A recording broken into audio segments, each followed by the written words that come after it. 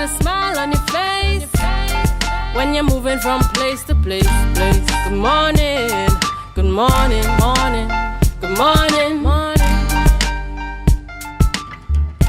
Good morning and welcome to Youth Wednesdays on the Tobago Updates Morning Show. You bring us here live here in Portmore, Scarborough, Tobago. Yes, and we are back here again to give you that youthful vigor, that youthful vibe, relative to our pertinent topics here in Tobago, and might I even say the region and the world. Good morning, my name is Dwayne and I am joined with...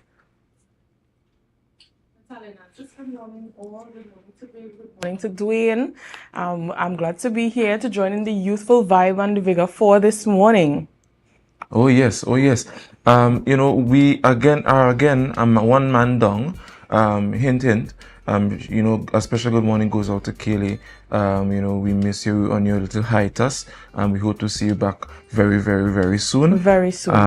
We love you very much, and to all our viewers and viewing us on the varying platforms, TV. Oh my gosh, the channel 102 on Amplia, YouTube, Facebook, and all the other platforms to which you might be viewing us this morning. A special good morning to you, almost ardent viewers. Good morning, Tobago. Good morning, Trinidad. Good morning, the wider world. I hope you guys, sit in and enjoy what we have to offer here, youthfully, on Youth Wednesdays on Tobago Updates Television.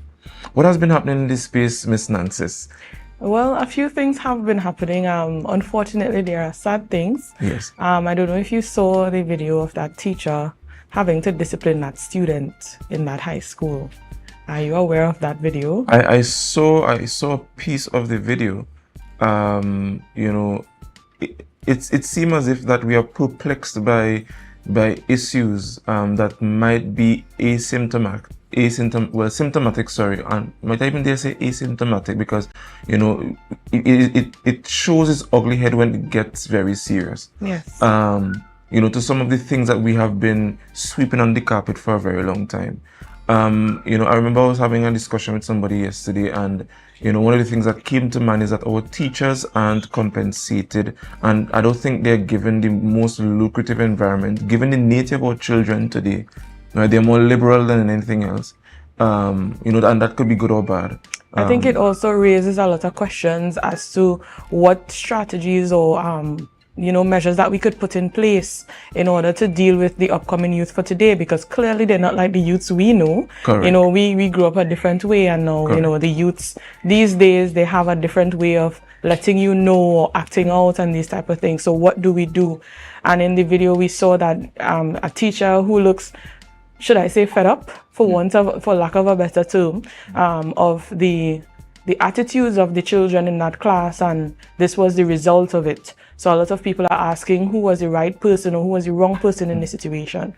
And I think before we answer those questions, we need to look at the why. Yes, and I think we also need to stop pointing fingers as to who's wrong and who's right, but what's wrong. We need to focus on what is wrong and what is right. Right? I mean, we could go on this topic forever. However, we have a lot of news for you in 90 seconds with Miss Natalia Nancis. News in 90 seconds is brought to you by Standards, never beaten on quality and prices. Thank you, Dwayne. Here is your news in 90 seconds for May 28th, May 2024. The Division of Settlements, Public Utilities and Rural Development has partnered with Habitat for Humanity TT to launch the Resilient Roof Repair Project. Secretary of the division, Ian Pollard, announced that over 40 homes have been assessed, with 8 ready for roof repairs. The project began in Mount St. George and will expand to New Grange, Culloden, Mason Hall, Moriah, and the other areas of Tobago. Pollard noted that assessment does not guarantee automatic qualification for roof repairs, but applicants must meet the criteria set by Habitat for Humanity TT. National Parent-Teacher Association President Walter Stewart has urged the Tobago House of Assembly to create an internship program for 4th and 5th form students. At the NPTA's 64th mid-year convention, Stewart highlighted the struggle young people face to gain employment due to a lack of experience. He proposed that corporate Tobago should support this initiative by offering internships during the August vacation, thereby equipping students with necessary work experience by the time they graduate. Stewart also addressed a broader issue of job market mismatches, emphasizing the need to align educational outcomes with job market demands. Minister of Planning and Development, Penelope Beckles, emphasized the importance of updating building codes and other initiatives to mitigate climate change impacts during her address at the 4th International Conference on Small Island Developing States in Antigua and Barbuda. She acknowledged Trinidad and Tobago's need to reduce its carbon footprint and ensure energy sustainability through renewable energy efficiency, and innovation. Beckles highlighted the role of building codes in promoting energy-efficient technologies and resilient infrastructure, emphasizing their legal enforceability and the need to retrofit existing buildings. And that was your news in 90 seconds. Life is good with Zero. Zero interest for 6 months. Zero down payments. Zero stress payment plan. That's right. With Standards, My Terms, we are putting the power of Zero in your hands. Now, you can get that new sectional, fridge, stove, or TV for zero down. Pay zero interest later and enjoy a zero stress payment plan plus quick approval within 48 hours. Standards, never beaten on quality and prices. Right, good morning and welcome back. You're viewing us here in live here in Port Moresby, Tobago. This is Youth Wednesdays. I want to go straight over to our birthdays this morning, and we have two special birthdays this morning. First, we have our very own Miss Denicia Dempster. Good morning and happy birthday goes out to you. You know we love you. Happy birthday goes out to you from the Youth Wednesdays and by extension Tobago Updates Television. And who do we have next? Next, we have Miss Penny Smith. Well, her name is Quinnell Smith. All right, happy birthday to you, Quinnell. She also represents Trinidad and Tobago in weightlifting as well. So I hope that all the blessings that come to you are as heavy as those weights this morning. I do hope you enjoy your day. Yes. And that unfortunately wraps up our birthday segment for this morning. We're going to go straight to our rundown. And do you wish to give us the rundown this morning, Miss Nancy? Not a problem, Dwayne. All right. So first up, we'll have Miss Vita Martin Ashong, Mrs. Vita Martin Ashong, Director of Fund 20, and Angelic Lizama Clement, who will be speaking to us on Fund 20, who celebrates 40 years in nursing. Next, we have Till Cruz, German backpacker. I know we've seen him a lot on our social media platforms, so we'll be hearing a lot about his walk in Tobago this morning. And last but not least, we'll have CARICOM Youth Ambassador Luke Trim for Trinidad and Tobago, speaking on United Nations 4th International Conference on SIDS. All right, so that's our rundown for you this morning, and it's quite interesting what we have for you this morning. I hope you remember to share the live, share the live. We'll be right back.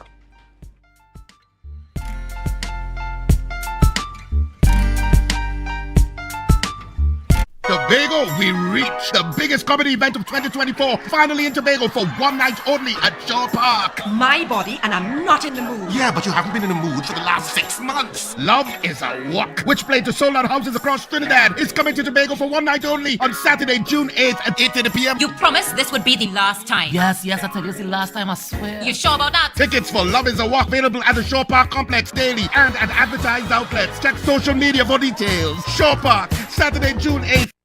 She ride the wave, come jumping in range, and jump funny dance, much your money mean. Don't need your love, that can cost me fi pay. Like King Solomon, a bag a girl to me name. Every girl broke out, Lord, broke out. Me say hot girl, understand your time fi step out. Big bumper girl, your time fi get strap out. Hand on your knee, you treat a girl and your and every girl I get wild out tonight. Party in my out tonight. If she suck me, a fine out tonight. And you don't know what a wild out tonight. Out the blue light, fi a try out the back.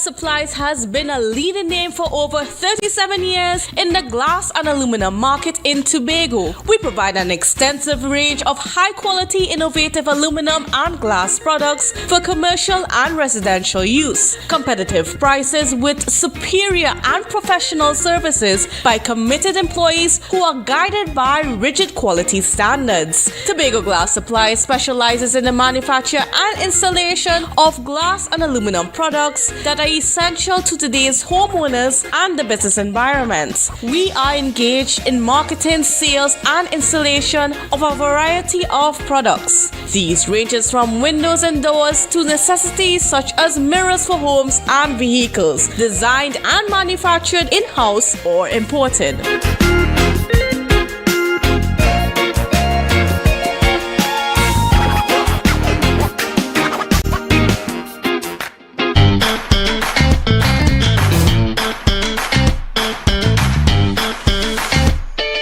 Need a fresh start?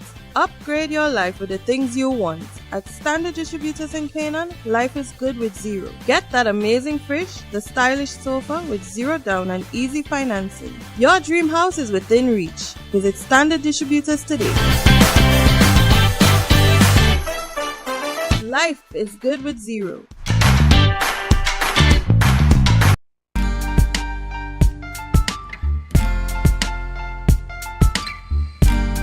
Put a smile on your face when you're moving from place to place. Good morning, good morning, morning, good morning, morning.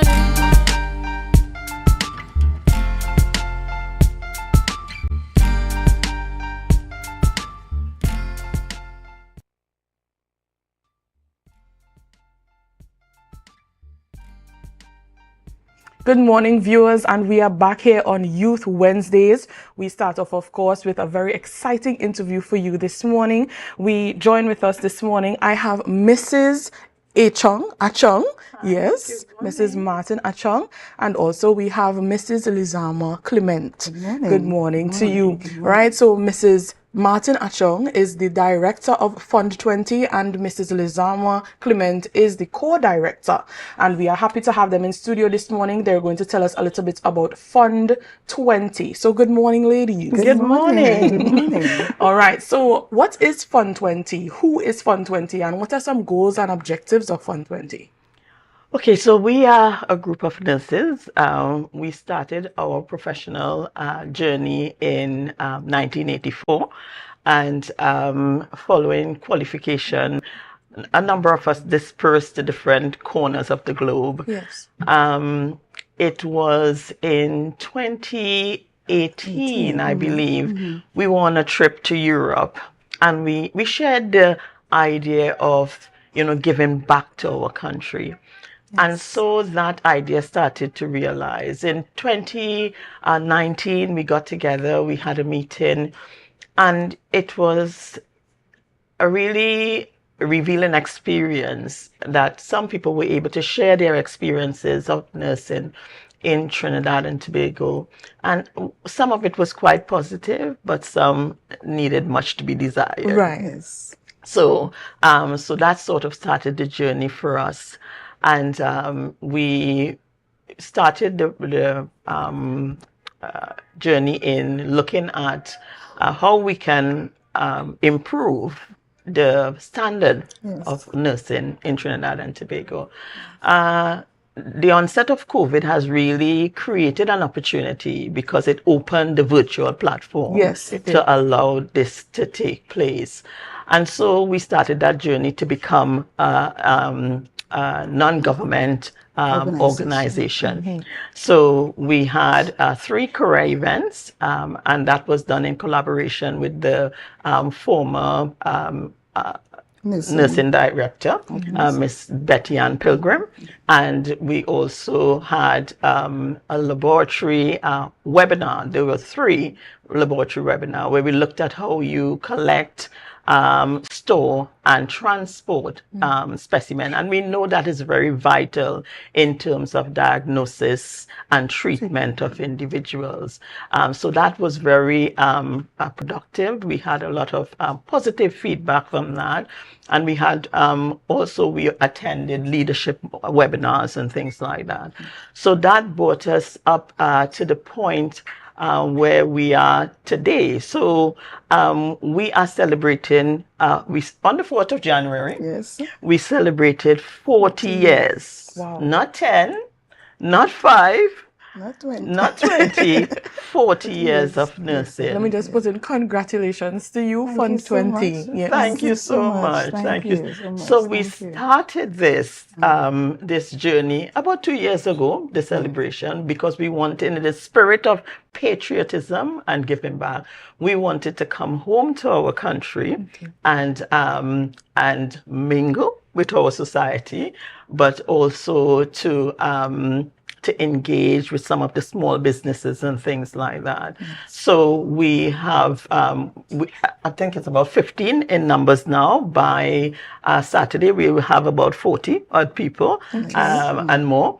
And so the celebration has already started. I don't know if Angelique wants to add anything else to that, but we are looking forward to an exciting time. And I'll tell you a little bit more about the project that we are running, but I don't know if Angie, do you want to add anything else? Yes, I just wanted to add that Fund 20 is an acronym for Friends United for Nursing and Midwifery Development in Trinidad and Tobago. Right? Because we want to, identify the gaps and see where we could contribute to improve the standard of nursing and midwifery in Trinidad and Tobago. Because collaboratively, we have a wealth of knowledge and experience. As Vita said, we have colleagues in Canada. Some of them came in from the UK, some from the US, and also other Caribbean islands. And we all, in senior positions. And we know that we can give back. We want to make a difference. All right. Okay. So I see that you all are mentioning the fact that the body is made up of nurses, basically nurses in high positions, as you've just said. Is this group open to any other person but a nurse? So, members of the community and stuff like that? Yes. Absolutely. Because health, as we know, approaching healthcare, there are so many factors that contribute to health and determines a positive outcome. So we will invite, and I'll use this opportunity for anyone who would like to be a part of our organization to contact us on project fund20@gmail.com. That will be able to start to, they can contact us to let us know whether they're interested in joining us. We invite any professional, but even lay person as well, to be a part of this organization, because it takes a partnership approach in all different aspects, all different organizations to make this work. And I love how you mentioned that there are different aspects of healthcare, because of course, you all come from the nursing perspective of it. We have a lot of other professionals in the health space that would experience different things when it comes to patients, but also we have to think about the patients that we have, in terms of them coming and receiving that healthcare. As you said, that the motivation to start up this this project was to improve our healthcare system. So I really am happy that you all took this initiative. It's a very good one. Thank you so much. So what can we expect to see in the near future in terms of projects and stuff from you all? I know that you mentioned a lot of goals that you all have already achieved. So what can we look forward to, your projected ideas and your goals going forward, and any projects upcoming? Okay. So during our time here in Tobago, we will be supporting one of an established nursing home. We will be providing some donations for that nursing home, which will help to improve the care that is delivered there. We did plan on having a health promotion venture at, I think it's Scarborough Secondary School, but because of the holidays, we had to cancel that. So that's still in our plan. And Angelic will ensure that that takes place in the near future. Yes. All right. And the focus of that, you know, at our AGM meeting, we agreed to look at, in addition to some of those physical health issues, the comorbidities, diabetes, hypertension, cardiac problems, we recognize that domestic abuse is a real issue in Yes, it is. Trinidad. Yes. It says that 1 in 3 women and 1 in 3 men struggle with domestic abuse.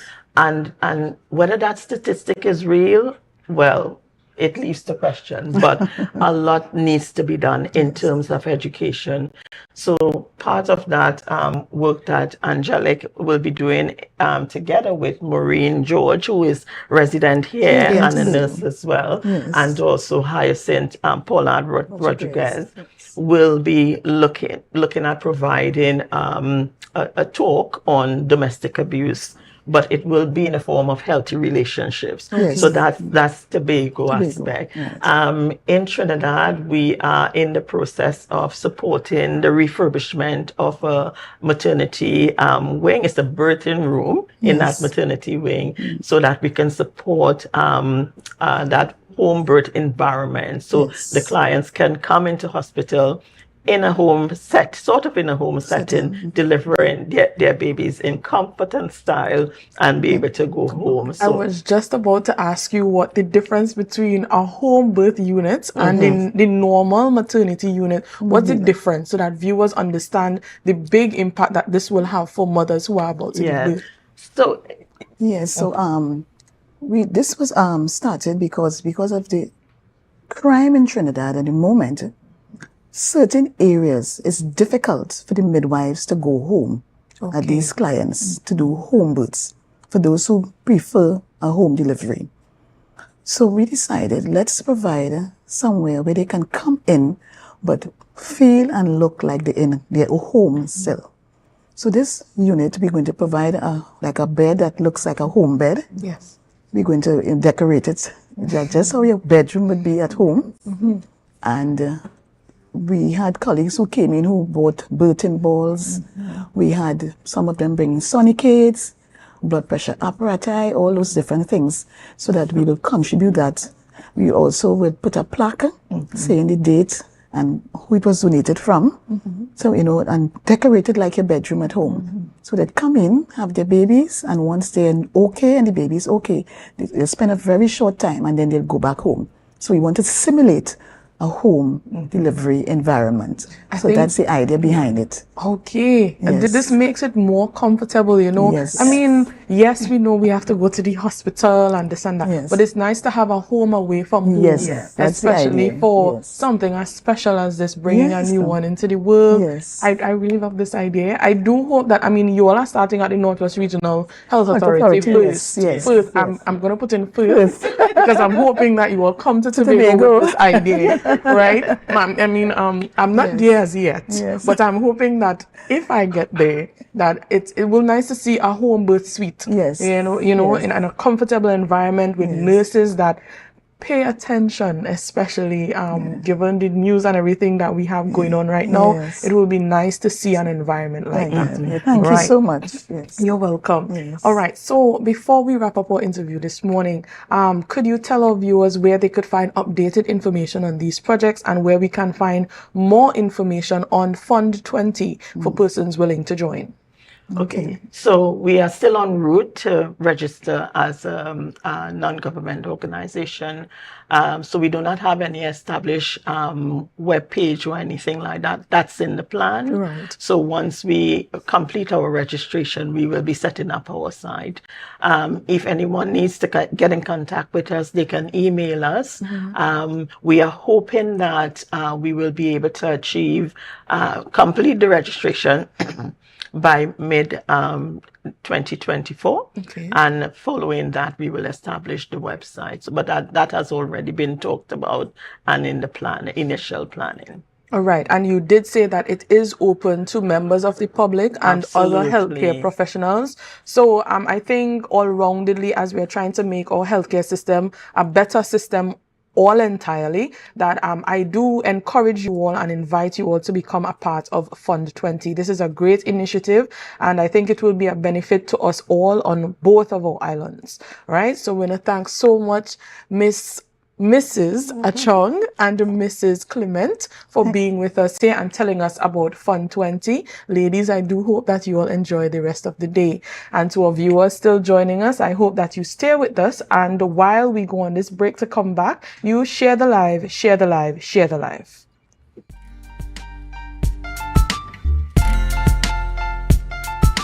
Deltec Distributors Weekend Special Wings Friday. 3 pounds wings, 2.5 kilogram fries. Special 100 TT. Soup Saturday. 2 pounds cube beef, 2 pounds cow heel, 2 pounds chicken foot, 2 pounds pigtail, or smoked bone. Special $150. Super Sunday. 3 pounds leg and thigh chicken, 3 pounds sliced pork, 3 pounds lamb slice, 3 pounds cheese, 2 pack of pasta. Special $250. Located Main Road, Argyle, Tobago. We deliver 20 TT. Contact us on deltecdistributors.com 395-5040 or 237-0102. Deltec Distributors Weekend Special.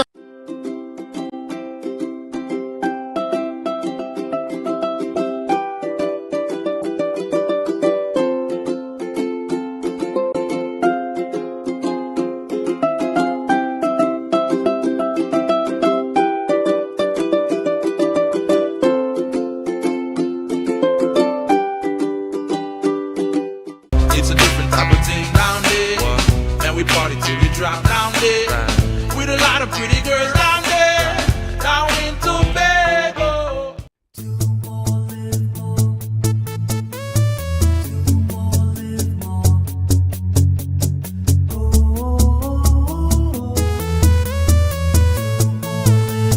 This is how it's gonna go. They better look up and look, 'cause this is your show, and everybody's gonna know. Say it to them once again. They better look up and look. This is your show, and everybody's gonna know. That's how it's gonna go. They better look up below, 'cause this is your show.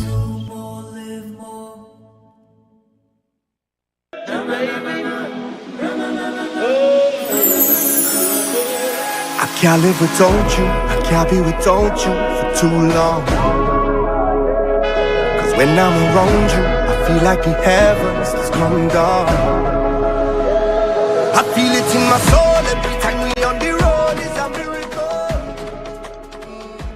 You can now get whatever you need whenever you need it anywhere in Tobago with Tapago. Your meals, medication, groceries and shopping all delivered directly to you. No more hassle, no more stress. Get the Tapago app today on Google Play or Apple App Store. That's TAPPOGO and let us deliver to you. Check our website at www.tapogo.app or call the experts at 494-TOGO and 484-4746. Tapago. Relax, we will get it to you. Tapago's at your service.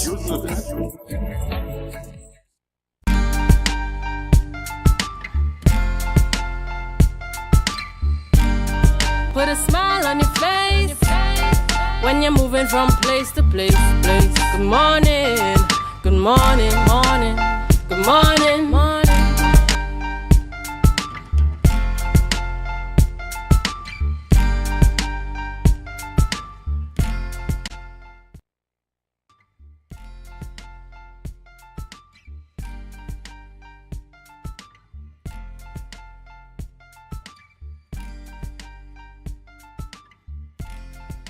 It is 7:25 this morning and we continue on Tobago updates. I know that we are getting ready for work, we're getting ready for school, and I really do hope that we are ready to go because it's almost 8 o'clock. So viewers, thank you for joining us once again on the Tobago Updates Youth Wednesdays. Now in studio this morning, we have seen him on varying platforms. We have seen him on Facebook, on TikTok, and he's here on Tobago Updates this morning to tell us about his initiative, to tell us about the why. So this morning we Say good morning to Mr. Tilo Cruze. Good morning, everybody.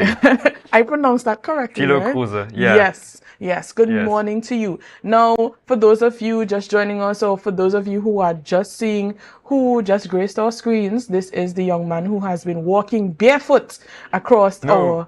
I will walk. You will walk barefoot in Tobago. I walked with shoes around Trinidad. Yeah. All right. But I'll try to walk barefoot across Trinidad. Yeah. All right then. So we'll get into that a little later on because of course you want to know why the barefoot, right? But before we get into that, we'd like Mr. Cruze. Cruze? Yes, Cruze, to tell us a little bit about himself. So basically I would say I'm a backpacker. On a journey traveling around the world, and by coincidence I came to Trinidad. I came on a sailing ship. By the way, for everybody who's wondering, I came here legally.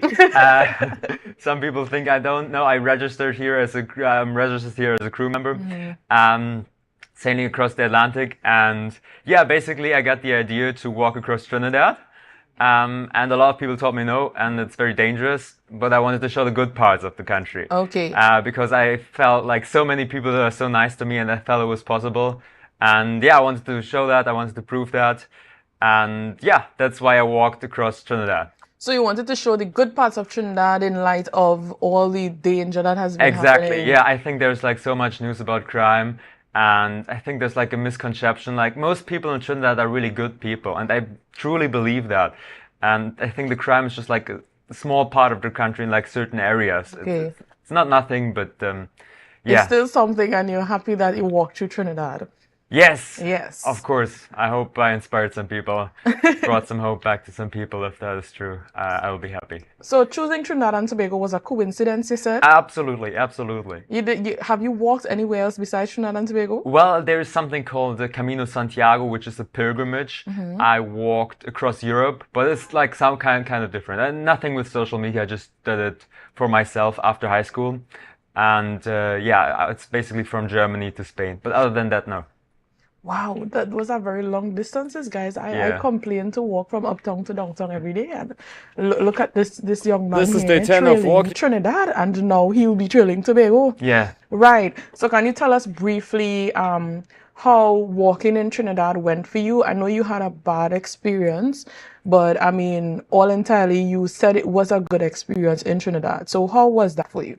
I think overall it was very good. Yeah, the bad experience, like two guys tried to rob me. They tried to get my phone.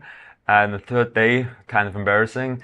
But other than that, I've received so much kindness. I slept like in all kinds of different places. I've been invited to a mosque, a Hindu temple, churches, preschool. So many people gave me food and water and support. I didn't expect that much support. And thank you, everybody. Again, yeah, was amazing. So Trinidad, well done on the hospitality. I'm very sure you enjoyed the food give-outs because Trinidad has some amazing food. Yes. Yeah. Okay, so what is your new goal? You're now going to walk Tobago. Yeah. So what is your goal for Tobago? So I want to walk once around Tobago, and I want to raise some awareness for a sickness called lupus, and also want to raise some funds. We're trying to build a hospital or a small clinic where lupus patients can get free checkups. And yeah, I had the idea to do it barefoot because lupus is really sickness. You don't really see that if someone has lupus, right? From one day to the other, they might break out, and so it's more of a hidden sickness. Like you can look at someone and he looks perfectly fine. So I thought to myself, let's do this like hard. Let's do something hard. Let's do something maybe a little bit painful to like show some awareness to those people who have to go through painful things without anybody seeing them. Okay. Right? So this is my idea behind that. So your walk in Tobago, the goal is to raise awareness for lupus. Yes, to raise awareness and raise some funds and help the Voice of Lupus Foundation. I'm working with the president of the Voice of Lupus Foundation. And to help her out with making the life of lupus patients a little bit better. All right. So for those of our viewers who may not know what lupus is, would you like to share some light on what lupus is? Okay. So basically, lupus is an autoimmune sickness.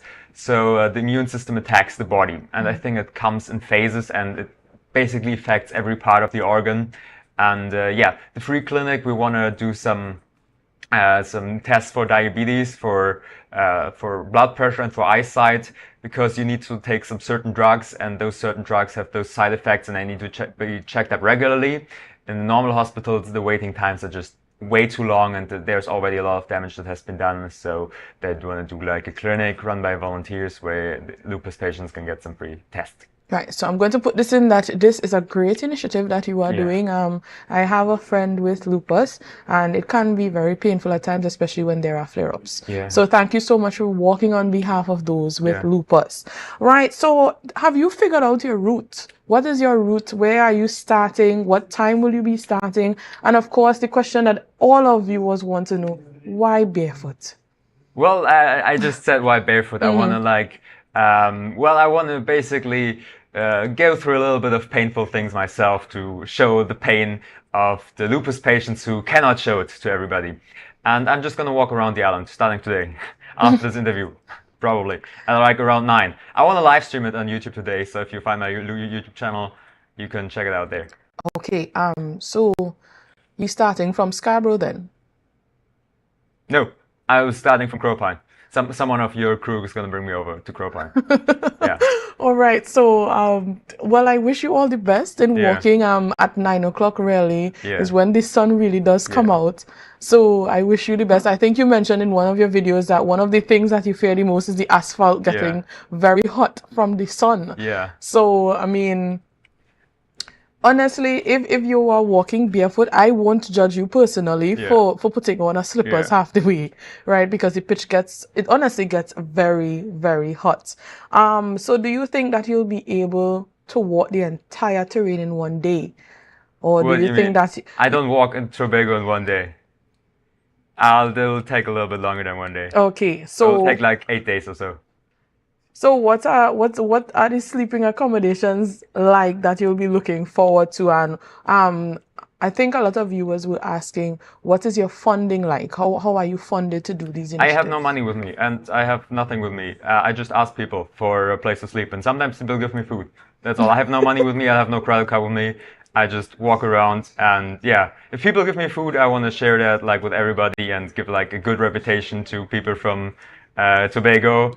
And so that's basically it. If people don't give me food, that's okay too. Okay, so to my viewers, please, if you see this young man on the street walking, doing this really great initiative, I encourage you all to feed him and give him a place to sleep when the time is near for sleeping. Okay, I really do hope that you have a safe journey around Tobago barefoot. It's a beautiful island, I must say. Yeah. So I know you're working on behalf of the Lupus Foundation, but you are also here to see the great sights of Tobago. There are a lot, and I hope you do enjoy them. Okay, one more question before we wrap up the interview. Are people allowed to join you? Well, if you want to join me, you're welcome to do so.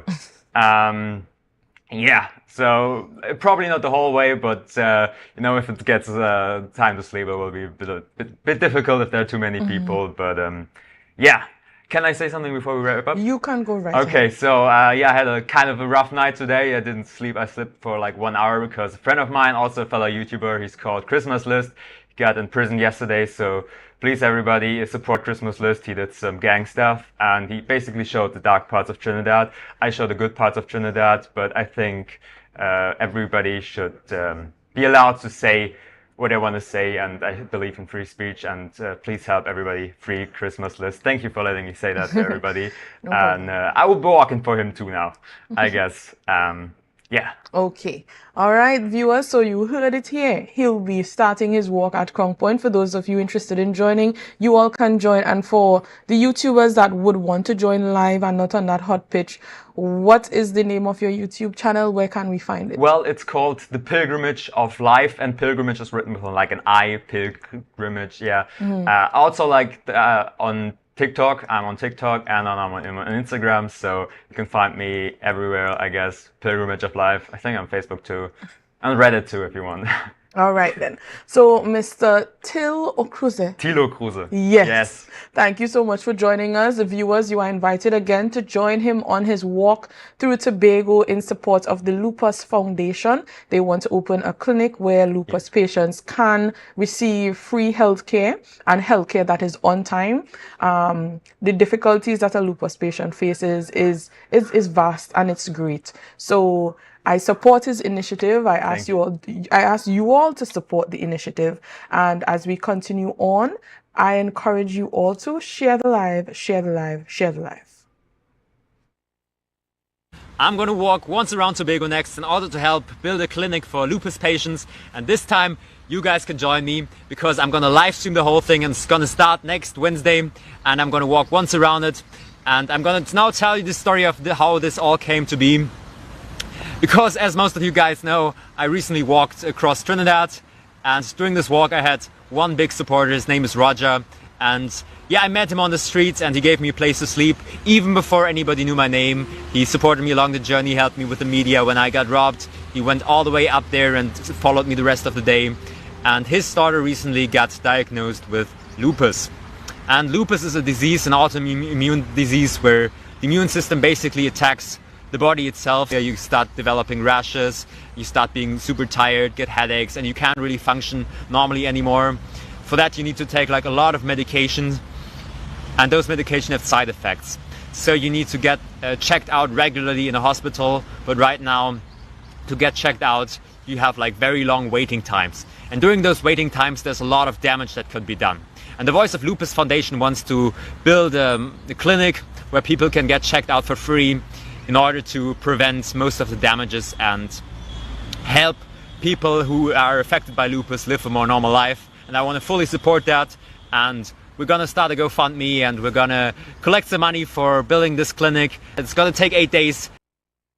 Rotisserie, mouth-watering fries, salads, combos, and specials galore. Feeling for something to eat? Come and see. Our rotisserie is seasoned to the T. Kicking chicken, masala, and jerk roast. Crispy fries made from scratch. Who do you know can beat that? Or salads freshly cut and packed. When you taste it, you'll be wanting to come back. So come check us out on number 2 Robinson Street, Uptown Scarborough, Tobago. We open on Saturday nights from 7:30 to 11:30 p.m. Monday to Thursday, we're open from 10 a.m. to 9:30 p.m. and on Friday, 10 a.m. to 4:30 p.m. Contact us at 772-7443 and all social media handles at The Rotisserie Factory. But this place is boring enough. We don't even do nothing. Let me go somewhere now. I really want some new things, yes? Then look no further. Portmore is the place for you. Oh, really? Yes, you can have anything that your heart desires. Take a look for yourselves. A world of endless opportunities. Feeling hungry? Go get something to eat. Books and stationeries, games, and much more. Portmore, the island's beat.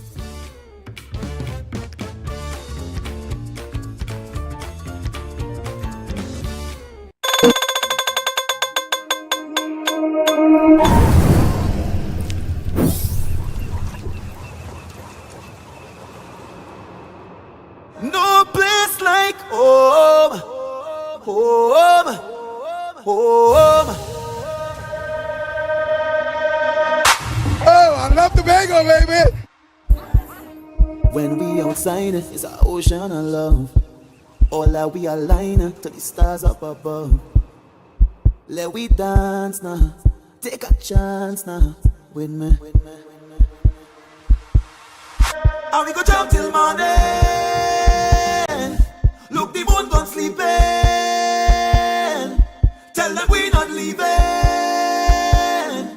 Till the last drop of a canal is madness in the capital. So I feel like I'm running tongue again. Jump and shake the ground again. We with all my friends and them. No place like home. Home. Home. We go jump till the moon come down. It's we who the stars shine on. Play a mass and break away. Freedom in with DNA.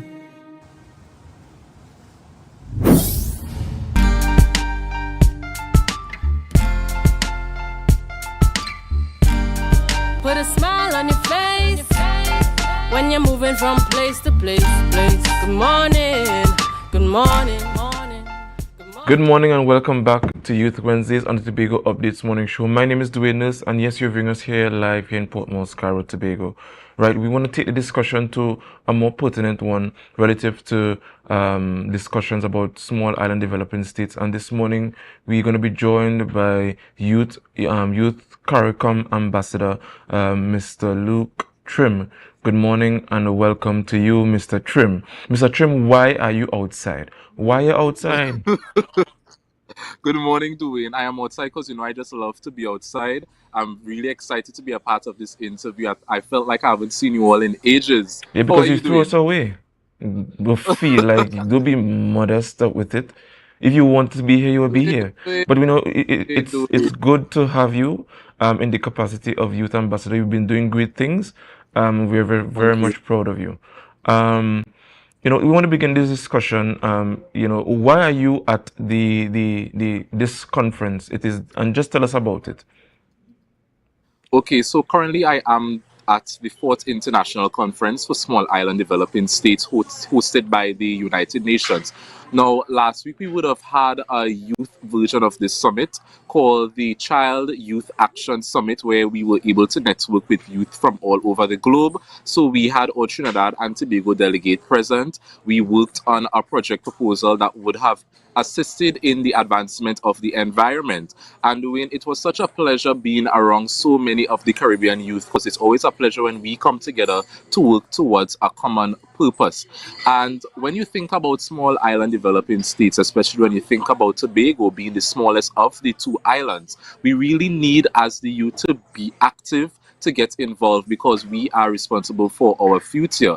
Recently, we would have seen what happened to our island with the oil spill. And from that incident, it really opened up our eyes that, as young people, we need to get involved. So we are at this conference at this moment to get the knowledge, to get the skills, and to also develop the skills we already have, so that we can be strong advocates for all things climate change and all things small island developing states. And look, Trim, you are a student studying law, and it is very important that you are demonstrating that it's very important that regardless of what your field of study is, sustainable development, especially when it comes to SIDS, and that is small island developing state, is a everybody factor. So yes. I just want, my question on this basis is, what is the theme for this year, and why is this theme important? Well, the general theme that we are using right now is Small Island, Big Dreams. Now, the overarching theme is something that talks about collaborating and building a brighter future. But when you really think about the Small Island Big Dreams doing, we have been using it since last week for the Youth Action Summit. It really opened up our eyes to, no matter how small we are, no matter how small we think we are, our dreams and our plans for the sustainable future, they are very valid, they are very important, and it's something we need to work towards. Just yesterday, I would have moderated a session with the Secretary General for CARICOM, Her Excellency Dr. Carla Barnett, and we used the theme of Small Island Big Dreams to introduce the CARICOM Environment and Natural Resources Policy Framework, a framework that could be described as the driver for environmental protection and planetary sustainability. And being at this conference, I was able to see a lot of islands I didn't even know existed. And I personally thought that Tobago was small, but there are islands that are much more smaller than us. And when you look at the scientific data and the opinions from experts, some of the belief that in the years to come, these islands wouldn't exist anymore due to high levels in the sea. What are we as the youth going to do? What are we going to do to really combat this issue? That is the purpose of this conference. Now, it was also a beauty that our youth leaders took the initiative to have a youth summit before the lead up to this high-level political summit that I am currently attending. And when I look at this conference, I really have to commend the fact that they allowed so many journalists from around the globe to attend this conference. I bounce upon our very own Candice Jackson. Yes, and she will be joining us just now. Lovely. So, doing when you see journalists here at the event, I view it as a bold and progressive step towards addressing the need for greater digital connectivity between the small island developing states, because we are in an era where there is so much misinformation in this space. We have young people who still think that climate change and global warming means the same thing. What is the role of the media in all this? So recently I would have launched my project, but actually last week I would have launched my project and media campaign that focused around amplifying young voices, where they were able to give their thoughts and opinions on small island developing states, and most importantly advocate for the type of development they would like to see on their island. So I am one person, but I also like to encourage young persons that you don't have to wait to be the change you want to see. You have a platform, you have a voice, get up and use it. Right. And it's pertinent now. And I mean, you mentioned the oil spill, but there are other factors that kind of speak to this pertinent issue as it pertains to sustainable development and the SDGs that the United Nations would have imputed, if we want to have a better word, on us as small island developing states towards reducing our carbon footprint and towards sustainable development. My question is, what are some of the things, some of the notable things, notable issues relative to Tobago as it pertains to sustainable development with the SDGs that have been highlighted apart from the oil spill? And I'll probably hint at one for you. I think in 2022 we had the most severe rainfalls that would have kind of devastated a lot of key areas of the island. We had a massive flooding in 2022 in Scarborough, and these are indicators of climate change and the effects of climate change. What are your thoughts? Well, Dwayne, if we are to factor in the SDG that focuses on climate change, Tobago is very vulnerable to the effects of climate change. Something as basic as, Dwayne, we can get up this morning and the sun will be bright and shining heat, and in the snap of your fingers it's just a bunch of rainfall, things we wouldn't normally cater for. But I think we have Tima that usually updates us and sends us the information, so I'm thankful for that, because I do be seeing posts on my WhatsApp that usually update when we are to expect rainfall. But when you think about the effects of climate change, Dwayne, especially with a small island just as Tobago, it is probably a huge problem we are facing, because it somewhat threatens and undermines or cause for greater sustainable development, because we are a small island and we are very vulnerable to the effects of climate change. And Dwayne, I am enjoying this conversation because I know you have a background with all things environment. So as the young people, the question is, as the young people, what are we going to do to ensure that we preserve the nuances of Tobago? Are we going to mobilize our youth groups? Do we have to bring in more professionals like yourself that have that knowledge where the environment is concerned, and to conserve our environment, to really come into our youth groups so that we can start rolling out projects that could aid in the development of Tobago? I think these are discussions we need to have. Hopefully when I return home to Tobago, I'm going to be spending a lot of time at the Division of Community Development, Youth Development and Sport, chatting with the youth officer, so we can sit down and strategize ways we as you can get involved to just save our little island. Yes, it's very important, that you're highlighting these factors. And yes, I do have a background in environmental science. And one of the things that always stand out to me is that, unfortunately, Mr. Trim, these conversations surrounding small island developing states have been ongoing for years. It's unfortunate. Another unfortunate thing, I don't know if you listened to Mia Motley's contribution in the GOP conference some years ago, and I think last year, her contributions has always been stellar. And what has been the clarion call is that yes, we ought to do everything in our part as small island developing states, right, to reduce our carbon footprint. However, where is the funding? Where is the collaboration? Where is the involvement? Because one of the things to mitigate against these effects is resilience, climate change resilience, and it's a multifaceted issue, multifaceted approach, from health right down to the smallest nitty-gritties and issues on the island. And it's interesting that this conference attempts to highlight and address some of these issues in about 6 years. I'm seeing here access to finance, scaling up climate finance, which is important, strengthening data collection, which is also crucial, science and technology innovation, and digitization. And in digitization, of course, has its effects. Do you see that these discussions will redound to something even more tangible, or do you get any inkling at all that this is just another talk, another conference, just to look good? And what are your thoughts? Well, Dwayne, I do have mixed views on that opinion because to me it's a 50-50 type situation. Yes, on one end we may have certain sessions where it's just conversation. Then on the next end we have certain discussions where we actually see tangible work coming out from these discussions. Just like yesterday. Yesterday, the CARICOM Secretary General, we would have had a meeting to introduce a policy that would have aided in sustaining the environment. But what we were doing, well, what they are doing is trying to tie it into Antigua's already existing agenda for small island developing states. And when I moderated that session, Dwayne, I was sitting there and I was impressed by the commitment everyone in that room was willing to make. So then I saw at one end that we have conversations and there are things actually happening and being put in place. But come on. Let's see, we have just a bit technical difficulty there. Having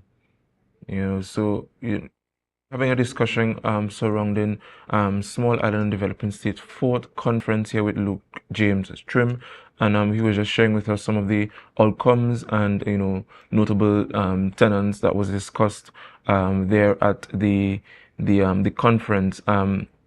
Right, so at this juncture, we want to bring in Candice while we are working out the technical difficulty with Mr. Trim.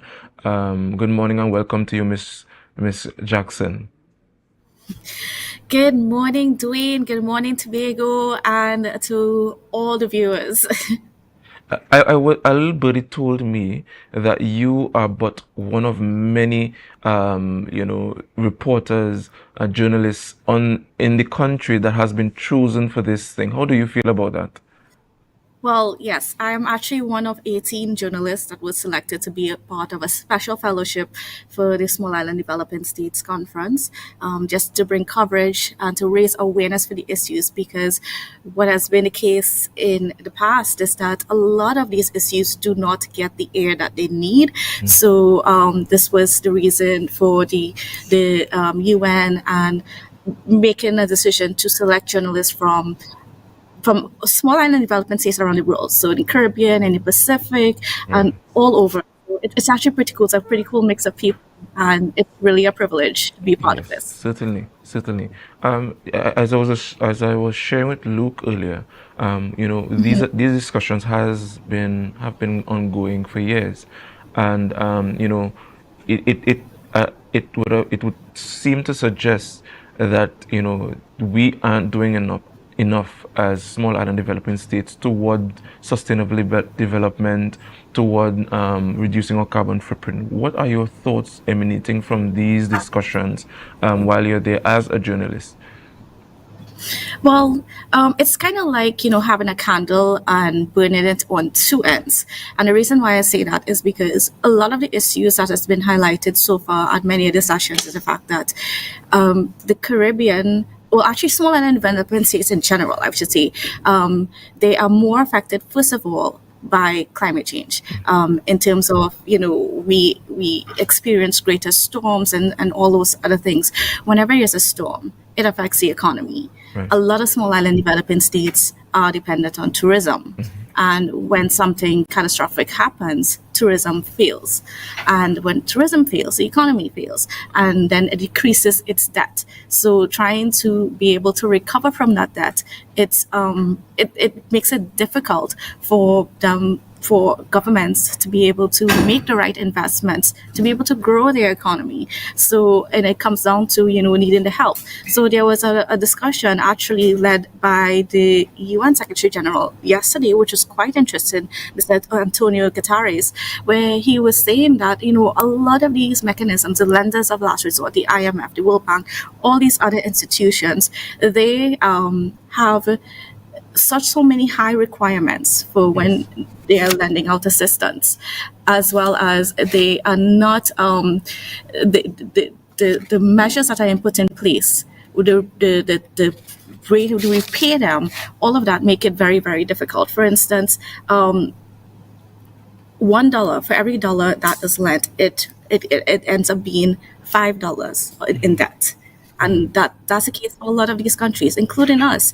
We know, I mean, we had our history with the IMF in the early 90s and so on. We know how that worked out. And I know our government has been saying that they're not going to that anymore, because we're going to try to do it on your own. Because, once you go down that road, it is very difficult, and they make you make all these changes and so on. But these are not the same things that they do for the larger economies. So those are just some of the things. Yes, and do you agree with me and Motley's stance in that these, apart from the requirements of these extra financial institutions, these international institutions, financial institutions, right? Are you of the view, like me and Motley is, that we are being not forced, but these measures for sustainable development and reducing carbon footprint is placed on us as if we are somewhat the perpetrators of what the global effect of climate change is. For those of you who do not know, there's something called carbon credit. And in some carbon credit comes from the notion that we as small island developing states are to reduce our carbon footprint, access funding so that the perpetrators for those who are responsible for the effects, climate change and its effects, right, can continue so that they reap all the benefits, while we here in the Caribbean and small and developing countries suffer the most. What are your thoughts? Well, let's put it this way. So, small island development states, there are around 65 countries in the world that are classified as such. We contribute 1%. This is including Trinidad and Tobago with its energy industry. We contribute 1% to the global carbon emissions. Yet, we are only able to access 1.5% of climate justice financing. Yep. And even though there were all these commitments made at the Paris Agreement and so on by the developing countries, nobody has followed through in it. Most of the financing has gone to developed nations or larger territories and so on, or landlocked areas. So we are at a disadvantage, and the reason for this conference is to basically send a very strong message to the developing nations to follow through on those commitments that they made at the Paris Agreement. Because it cannot be that you're telling us to reduce our carbon footprint, and we are. There are a lot of islands that are trying their best, to turn into renewable sources of energy. I mean, we pass a field every day when we're coming into the venue of a solar power panel field. There is that change happening. Yes, and so much more we can do, and so much more that we have to do. However, we are constrained by these parameters, and I'm grateful that this conference, that you guys are at this conference representing us. In your various fields. You, Mr. Trim, as a young professional, young youth representative. You, Miss Candice, as a youth in journalism. Bringing awareness here in Tobago and awareness for the region, and for the country, and it's quite notable. Unfortunately, and if I just want to say one thing, quickly, because we have but a couple of seconds. What is very interesting about this is that it's been extremely hot here. The same way how it's been hot in Tobago. And if it's one thing that's sending home that message to everybody that's gathered here, is that they're experiencing the heat that we have to deal with every day, which is caused by global carbon emissions. So it's sending it home to them that they need to do something, because we are unfortunately feeling it, and we're feeling it way more than the rest of the world. All right. Given that Mr. Luke Trim was bumped off, I'm going to give him the courtesy of closing the show for us this morning. Take it away, Mr. Trim. Oh my. All right, so viewers, like viewers, so thank you for joining us here on the Tobago Updates Youth Morning Show. It was a pleasure having you all here. It was a pleasure having these fruitful conversations. Now, we do expect to see you next week here on the Youth Show because, it's always a vibe on the Youth Show, viewers. So thank you. Be safe today. Be safe on the road. I am Luke Trim, and this was the Tobago Updates Youth Morning Show. Right, and guys, thank you very much. Thank you very much for joining us. And just remember to share the live, share the live, share the live. We go over to Good Morning Tobago with Miss.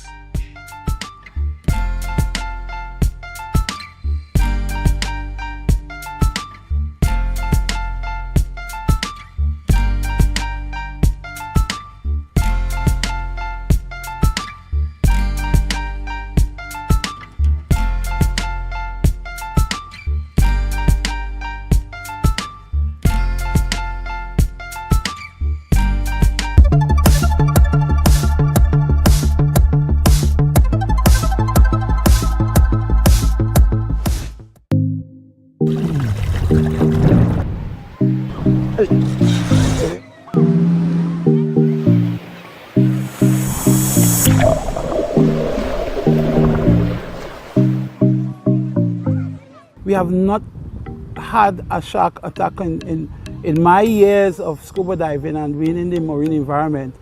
We have never had an encounter such as that one. So we have to understand why is it that this happened, and understand that, listen, these creatures, that's their home, and being in the water as a diver and even as a swimmer, one of the inherent risks is encountering one of these creatures. Yeah, so I don't think that is a worry, but I think it's a wake-up call for us to make sure that we equip our lifeguards, equip our emergency responders, so that they know in the unlikely event of an incident like that, we know what to do.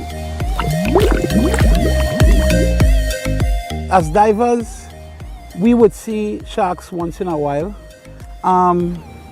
but most of the time it's what we call provoked or unprovoked occurrences. So when we see them, they tend to avoid us. They don't like the human contact at all. We are not part of the ecosystem, so they don't know us as food. So the fear isn't there. The fear is mutual. They are more scared of us as we of them. Okay, so we just have to respect the animal.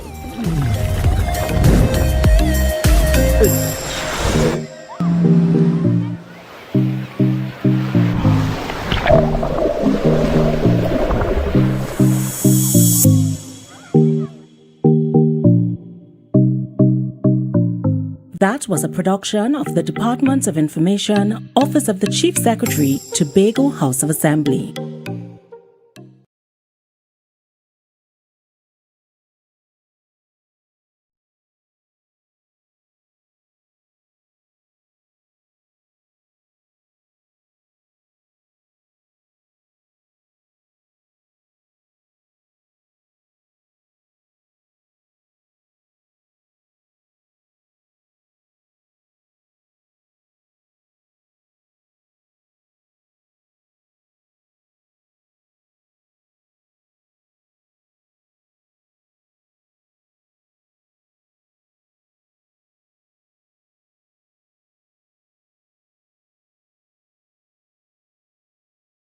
Yeah.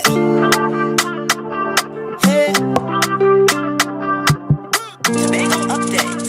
Na na na na na. Good morning, Tobago. Na na na na.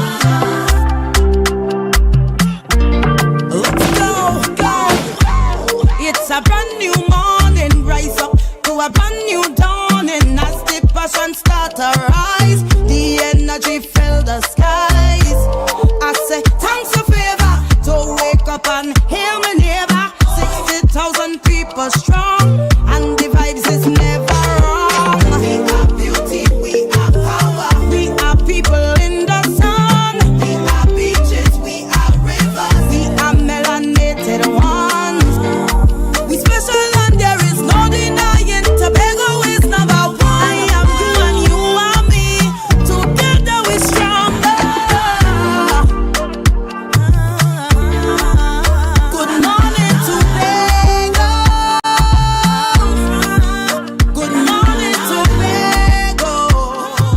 good morning, and welcome to Good Morning Tobago right here on Tobago Updates. Guys, you know when you see me sitting here, it's because we're about to have those conversations that you won't have while I ask the questions you won't ask. But before we get into this morning's conversation, let's have our news in 90 seconds. News in 90 seconds is brought to you by Standards, never beaten on quality and prices.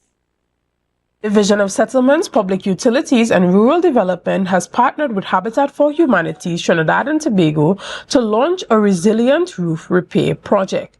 Secretary of the division, Ian Pollard, announced that over 40 homes have been assessed and 8 ready for roof repairs. The project began in Mount St. George and will expand to New Grange, Culloden, Mason Hall, Mariah and other areas in Tobago. Pollard noted that assessments does not guarantee automatic qualification for roof repairs, but applicants must meet the criteria set by Habitat for Humanity. Additionally, National Parent Teachers Association President Walter Stewart has urged the Tobago House of Assembly to create an internship program for 4th and 5th form students. At the the National PTA 64th Mid-Year Convention, Stewart highlighted the struggle young people face to gain employment due to lack of experience. He proposed that corporate Tobago could support the initiative by offering internships during the August vacation, thereby equipping students with the necessary work experience by the time they graduate. Stewart also addressed a broader issue of job marketing mismatches, emphasizing the need to align education outcomes with job market demands. And finally, the Ministry of Planning and Development, the Minister of Planning and Development, Penelope Beckles, emphasized the importance of updating building codes and other initiatives to mitigate climate change impacts during her address at the 4th International Conference of Small Island Developing States in Antigua and Barbuda. She acknowledged Trinidad and Tobago's need to reduce its carbon footprint and ensure energy sustainability through renewable energy efficiency and innovation. Beckles highlighted the role of building codes in promoting energy-efficient technologies and resilient infrastructure, and emphasizing their legal enforceability and need for retrofitting existing buildings. And that was on News in 90 Seconds.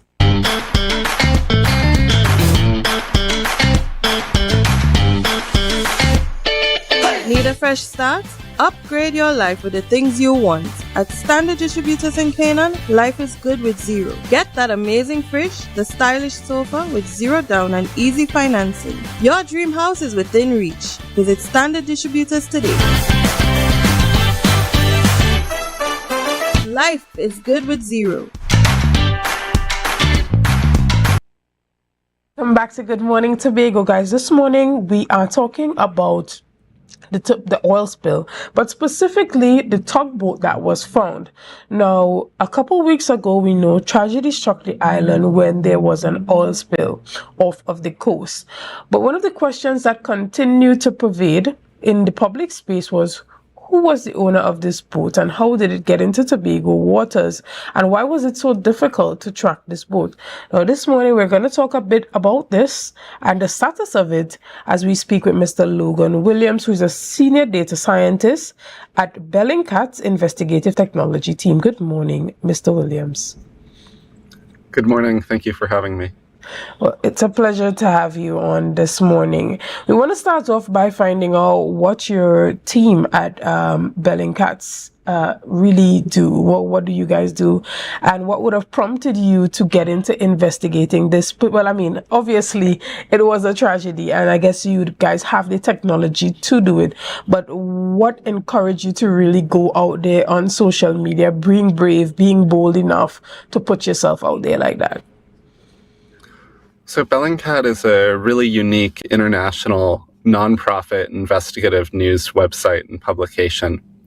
And what we've pioneered is techniques that use publicly available information, things that you can find on the internet, on social media, and techniques for verifying that that's true and putting together these pieces into a story that can tell you something new, especially in situations where The people that really know what happened aren't willing to talk about it. It's kind of the best investigative technique that you can use. The other thing that Bellingcat does that is really important to us is we have this really active community of people online that enjoy helping find out these stories and untangle them. And it was actually our community on Discord, which anyone can join, that poking around and noticing that this mysterious ship might not be so mysterious after all, and that we might be able to find out what it was and what it was doing. And then that led to our investigation. Of course, this most recent publication, as well as the one from a couple weeks ago, was also a collaboration with Asha Javid at the Trinidad Tobago Guardian.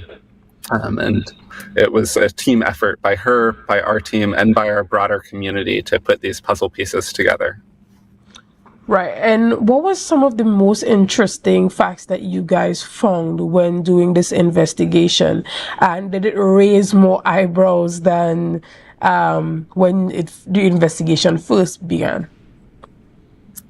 Certainly, every piece of new information that we found raised eyebrows even further, raised more questions for us. There was a lot of mystery going on in this case, and there still is. One of the first things we realized was that we could use satellite imagery to track the ship as it sailed towards Trinidad and Tobago over the weeks before the tragic incident. Every ship that's out there over a certain weight is legally required to transmit its location signal at all times. But a lot of times ships don't do this. And that's what we saw in this case as well, that the ship went dark for several days. And we used satellite imagery to look at where it was when it went dark. And we found that it was right offshore from Venezuela, near a major PDVSA port. And that raised our suspicions that it might be transporting Venezuelan oil. We also looked at people that were connected to the ship, and we found a lot of connections that we were able to verify using maritime records from the Zanzibar Maritime Authority that pointed to this company called Mobilize Offshore Corporation. And when we looked into Mobilize Offshore Corporation, we also found that they have a history of working with PDVSA to transport oil from Venezuela. So all of these things started piecing together into this really interesting story of a ship that seems to have visited Venezuela, picked up oil, and then ran into trouble offshore from Trinidad. We also found court records from Panama that detailed just how decrepit and unseaworthy the ship was, talked about major leaks in the hull, the fact that it was barely able to stay floating at port in Panama. And all of these things tell this story of a really irresponsible trip in a ship that might not have been fit to sail in the first place. Interesting. And with these discoveries, I know this might be a difficult question to ask you, but what can Tobago do to truly advocate for justice in this case? This is a good question. In this particular case, we're still looking into some of the open questions that are out there. Of course, the Solo Creed, we now know where it is, but we still don't know who owned the Gulf Stream when the accident happened, who owned the barge. And that would be the key to finding liability here, to make sure that whoever was responsible faces some consequences for that. International maritime law is really complicated and difficult because it relies on treaties between many different countries, many countries that disagree with each other on many things. And it can be difficult to establish accountability for things that happen on the open sea. I do think that there has been more scrutiny in recent years and even in recent weeks upon some of the regulatory loopholes, things like flags of convenience, ship classification that isn't really an inspection of seaworthiness, and these loopholes that have allowed incidents like this to happen. And I think that if Tobago continues to join the international pressure for more accountability in how ships are regulated, how they're inspected, and pushes for more cooperation between different states in the world that are part of the International Maritime Organization for how data is shared and for ensuring the reliability of information like who owns what ship and when was time it was inspected and what insurance does it carry. Those are things where I think we could hopefully see improvements in the years to come. Things lead to assumptions that there was some level of illegal oil transportation going on with the companies. And if so, how would they be held accountable by international maritime law? So one thing that we've seen in recent weeks in a completely different part of the world, in the Middle East, is several large oil tankers that were found to have been transporting oil from Iran to places where Iranian oil was under sanctions. And when that was published by, I believe, the New York Times a few months ago, the consequences were significant because insurers dropped the insurance that they had for those ships. And as a result, those ships were no longer able to enter many ports. So that's one of the avenues of enforcement here, that to enter many ports in the world, you need to have your paperwork in order. And if you make it difficult for people that are violating sanctions, that are skirting safety or certification regulations, if you make it difficult for those people to enter ports, then you make it difficult for them to conduct their business. Understood. And what type of picture does this paint about what is happening out there in the Middle East in regards to maybe the struggle for power and why there is a particular vested interest in these places from, some black market oil dealers?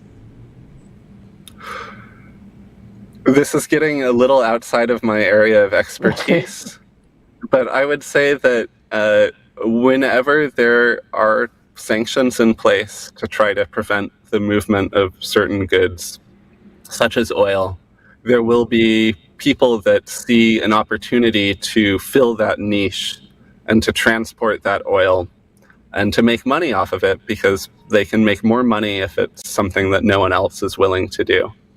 So I think trying to find the places where there's leverage to disrupt those businesses that are trying to circumvent regulation is the best opportunity to ensure that there's more accountability on the ocean in the future. Excellent. And do you see yourself partnering with the THA in the future to offer more information on your future investigations as well as the info or the report that you have done? Are you planning to hand that over to the Tobago House of Assembly? So as an independent media outlet, we try to operate as independently and free from influence as possible.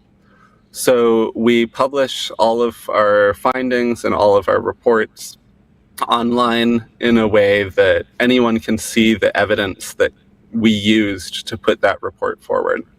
So this has already been used by the International Oil Pollution Compensation Funds in a report that they published a few weeks ago, using much of what we did with the TT Guardian and our community volunteers to help establish the story of what happened with the Gulf Stream.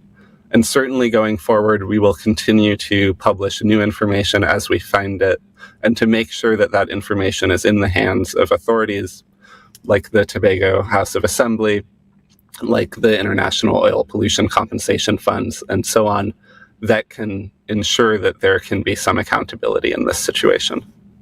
Excellent. Thank you so much for joining us this morning, and thank you for giving us an insight into how your investigation would have led to uncovering so many details and answering a number of questions that a lot of persons have regarding the boats that were found out there on the coast during the oil spill. So, Mr. Williams, we want to thank you, and thank you to your investigative team, and we hope that you guys would continue doing the good work. Thank you so much. Guys, we're going to take a quick break, and we'll be back right after this. It's a brand new morning. Tobago, we reach the biggest comedy event of 2024, finally in Tobago for one night only at Shaw Park. My body, and I'm not in the mood. Yeah, but you haven't been in the mood for the last 6 months. Love is a Walk, which played to sold-out houses across Trinidad, is coming to Tobago for one night only on Saturday, June 8th at 8:30 p.m. You promised this would be the last time. Yes, I tell you it's the last time, I swear. You sure about that? Tickets for Love is a Walk available at the Shaw Park Complex daily and at advertised outlets. Check social media for details. Shaw Park, Saturday, June 8th. I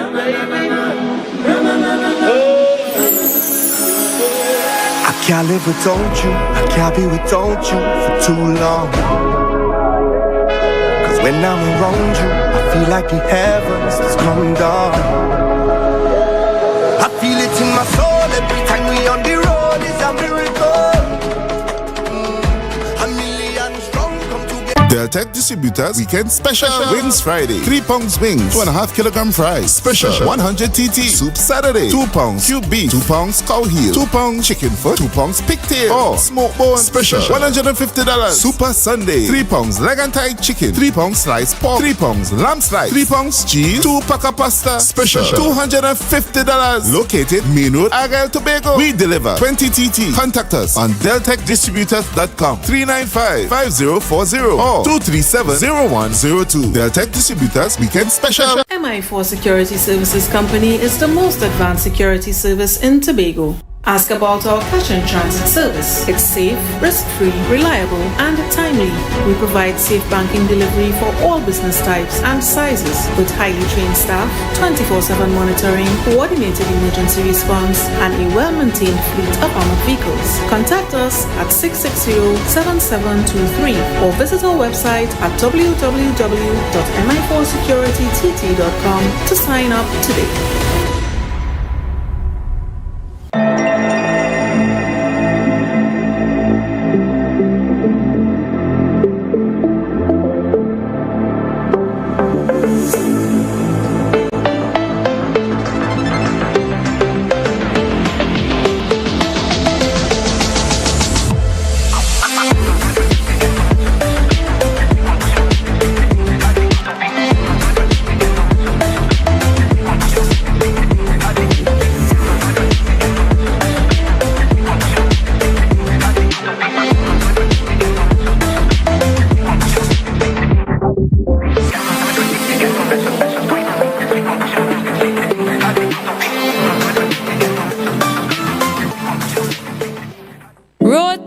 Mouth-watering fries, salads, combos, and specials galore. Feeling for something to eat? Come and see. Our rotisserie is seasoned to the T. Kicking chicken, masala, and jerk roast. Crispy fries made from scratch. Who do you know can't beat that? Or salads freshly cut and packed. When you taste it, you'll be wanting to come back. So come check us out on number 2 Robinson Street, Uptown Scarborough, Tobago. We open on Saturday nights from 7:30 to 11:30 p.m. Monday to Thursday, we're open from 10 a.m. to 9:30 p.m. and on Friday, 10 a.m. to 4:30 p.m. Contact us at 772-7443 and all social media handles at The Rotisserie Factory.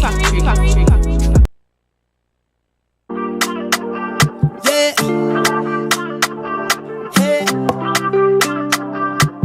Tobago updates. Good morning, Tobago.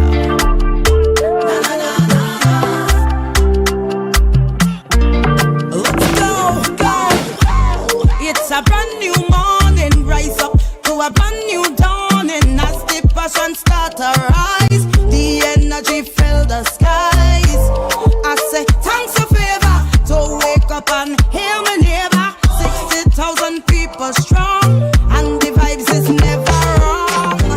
apologize. Good morning and welcome back to Good Morning Tobago right here on Tobago Updates. Guys, we are still talking about Mobilize Tobago that's happening this Friday as we take our stand against crime and violence on the island of Tobago. And this morning as we have this conversation, I have the privilege of sitting here in studio with Pastor Richard Lord as well as Inspector Alicia Phillip. Good morning. Piggott, sorry. Good morning and welcome. Good morning. Good morning to you. Good morning to Tobago. Thank you so much for being here. Now, Inspector Piggott, as we do all that we can do to fight against crime and violence on the island, there has been a call for community engagement and for Tobagonians to play their role in ensuring that they are vigilant as well as doing whatever they can to fight against crime. So how do you think that this event is going to allow persons to play their role in the fight against crime? Well, we have always said in the Trinidad and Tobago Police Service that fighting crime is a partnership. So the police cannot do whatever it has to do by itself. So up to last night at the town meeting at Mount Pleasant, Assistant Commissioner of Police, Mr. Collis Hazel, would have called out to the churches to speak out. And this is a good opportunity that the churches are getting on board as it relates to the fight against crime. Excellent. And Pastor Lord, tell me why it's important for all the churches to be on the same accord in regards to this call for us to unite as a community to fight crime. Well, in the first place, what we have done here is that we have tried to incorporate all the churches and the denominations across the board so that we have maximum participation. Of course, we understand that the church is supposed to be the arm that will guide order and structure from a spiritual place in a community, in the country. And what we're trying to do is to broaden that scope so that we have an involvement right across the board of all the communities. We're targeting communities across the spectrum of Tobago so that we don't want to leave out any group, any persons, because we know this is a Tobago thing. Excellent. And what role would the TTPS be playing on Friday in the entire Mobilize Tobago event? Well, the TTPS will be there. Firstly, I understand there will be booths at the Scarborough Amphitheatre. So the police service community police will be bringing a booth there, and they will be showing you on different areas as it relates to safety. They would also, usually we put out the police uniform, so persons who are the young persons can see what the police uniform is about, and they can also assist them in guiding them as to choosing the career of a police officer. But you will also have pamphlets giving you ideas on how to have safety at your home, safety on the roadways, safety in your vehicles, your personal safety, and even businesses. Excellent. And also, I know that the different groups will be leaving from different districts. So the police would also have that responsibility in escorting those groups in the various areas. Excellent. And guys, just in case you don't know, there would be the prayer that's happening at the different churches within the different districts, and that starts at what time? At 10 o'clock. At 10 a.m. Yeah. And then there would be motorcades from each church going directly. From 12. Oh God, yeah. From 12 going directly to the Scarborough Amphitheatre, and that's right behind the Scarborough Library. Yes. Right? Excellent. And when you get there, there's an entire program that's going to be rolled out. And the most interesting of all is that you get to interact with a number of different churches as well as different bodies. And as she would have indicated, you'll also get to interact with the TTPS as they talk to you about personal safety and careers within the service. But talk to us a bit about personal safety and why it's important for Tobagonians to be individually vigilant and what can they do to ensure their own personal safety. But first, I will ask the Begonians and persons who are viewing that there must be situational awareness. You must be aware of your surroundings wherever you go. You have to be aware. You know, persons, we love to wear those large chains and a lot of jewelry when we are going to certain areas. Even the beaches, we like to wear those things. So we like to flaunt it. So we are asking persons, you know, you must be careful. You would have spent monies for your investment, and you must be careful as it relates to that. You're also seeing that persons on the social media, persons who love the social media, they take out photos in front of their house. Or let us say take out a photo where they're working. And that is an easy target for someone to find you. Now, also, on social media, we show that we purchased a very expensive item. And that item, we spent money for that item.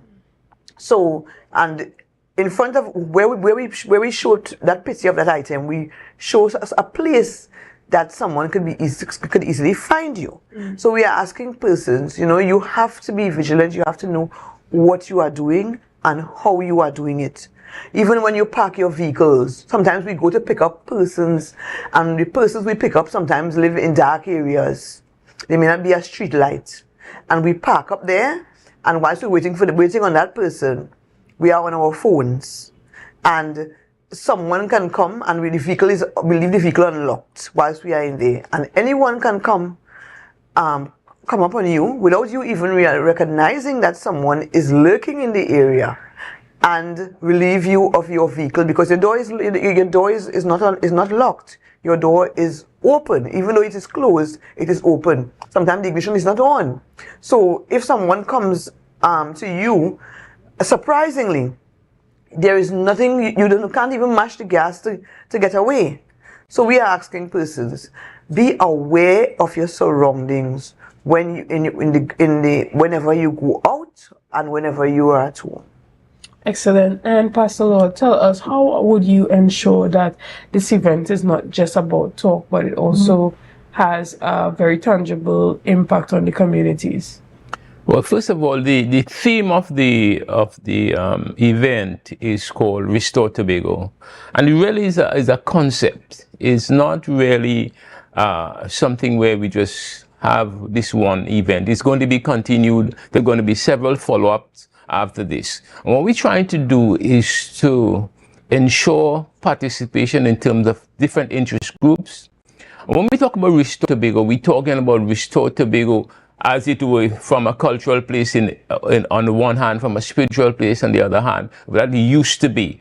We could talk to each other, good morning, we could keep our doors open. Not that we becoming careless in terms of those things as the officer is indicating, but what we want to do is to indicate to the population, we want to involve the masses that Tobago used to be a place where we're safe. And we want to restore Tobago. We're talking across the board. We're talking about all these sectors, education. We're talking about farming. We're talking about community. We're talking about family. We're talking about Restore Tobago. So it's really a concept, and there are several interest groups across the country that we are asking to become involved. So, you know, it's not that Mobilize Tobago is just one group. We are encompassing several groups that have Tobago at heart in terms of restoring the principles, the structure, and to maintain that going forward. So Tobago could be indeed a safe place again. Excellent. And tell us a bit why the TDPS decided that this was in alignment with their community engagement strategy and something that they wanted to be a part of. Well, the organization would have written to the TTPS requesting their presence and their assistance. And the TTPS, obviously, as I said, in partnership with the citizens and other persons, because as I said, crime, you cannot fight crime alone. So as they took the opportunity to jump on board with the group. Excellent. Guys, we're going to take a quick break right here, and we'll be back right after this. The energy fill the skies. I say thanks for favor. To wake up and hear me neighbor.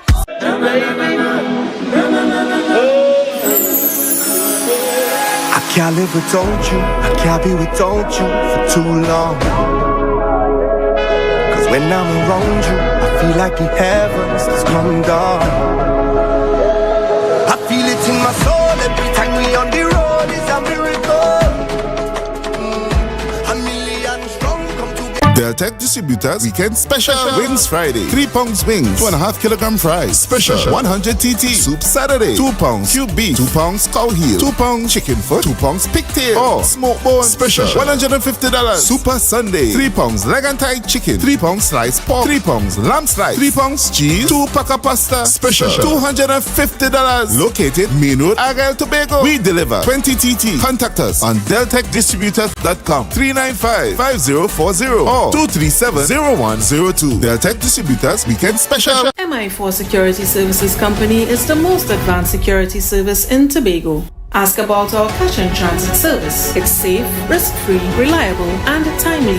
We provide safe banking delivery for all business types and sizes with highly trained staff, 24/7 monitoring, coordinated emergency response, and a well-maintained fleet of armored vehicles. Contact us at 660-7723 or visit our website at www.mi4securitytt.com to sign up today.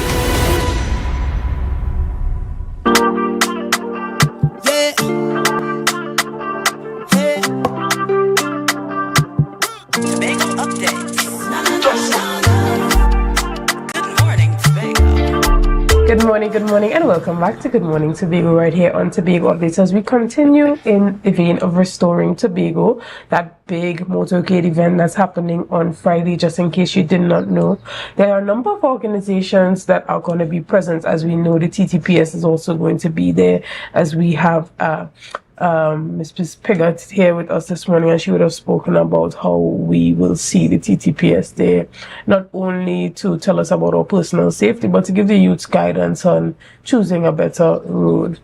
But we are also talking about men and the importance of men in our society. So tell us a bit about your organization and the role that they are going to play at the event, Mr. Lord.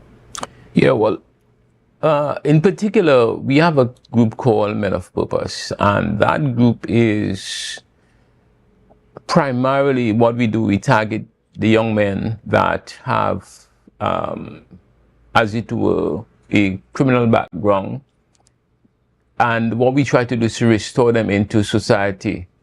But on the broader scale, what we're trying to do as well is to incorporate as many men as possible, because what we want to do is to make men more visible in society, more accountable. So we want to lift the profile of men so that we can have a more structured community type outline, because we know, for example, that most of the criminals are fatherless. There are some statistics that show that even people who commit suicide come from homes where the father wasn't really present, and it's a very dysfunctional place when men are not, playing the role as active as they should be. So we want to really beef that up. We want the men to come on board. It's not just about criminal element. It's about the whole restructure. Restore Tobago is a whole restructuring process. We know it will take time. We're talking about the schools. We're trying to stem the flow of these delinquency into the street. So if we could stem that from the incubating state while they're at school, and we could do something to stem that flow when they come on the street, where they encounter drugs, where they encounter different circumstances. And, the police, of course, is very well aware of what is happening. And we want to raise the profile of men so that they can become active. So we lift in the presence, the significance, the presence in society and in the homes. Excellent. And Inspector Piggott, as we wrap up this discussion, tell us why it's important for Tobagonians to be engaged and be a part of this event on Friday. Well, before I say that, I love how he spoke about the men, because we want men to man up. We want men to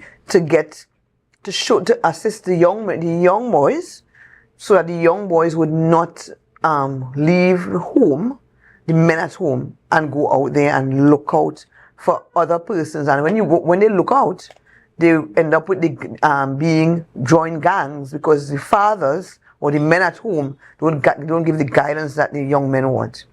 I also, as you asked, I want the TTPS is happy to partner with the group and to share the message of the no. I would say we want to stop the crime situation.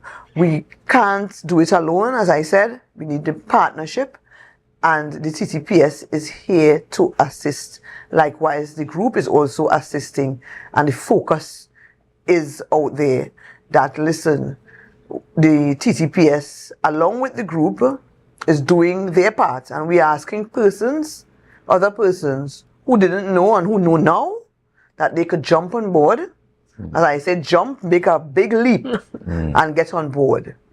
Excellent. Thank you so much, guys. We're going to take a break right here, and we'll be back right after this. See you soon.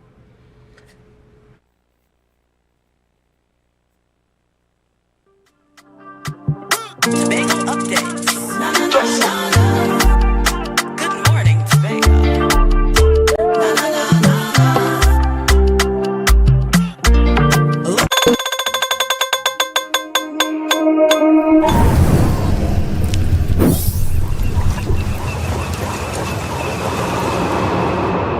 No place like home, home, home. Oh, I love Tobago, baby. When we outside, it's an ocean of love. All that we align to the stars up above. Let we dance now, take a chance now with me. And we go jump till morning. Look, the moon don't sleeping. Tell them we not leaving till the last drop of bacchanal is madness in the capital. So I feel like I'm running tongue again. Jump and shake the ground again.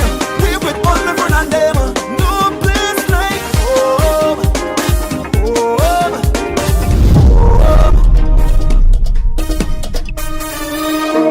We go jump till the moon come down. It's we who the stars shine on. Play a mass and break away. Freedom in with DNA.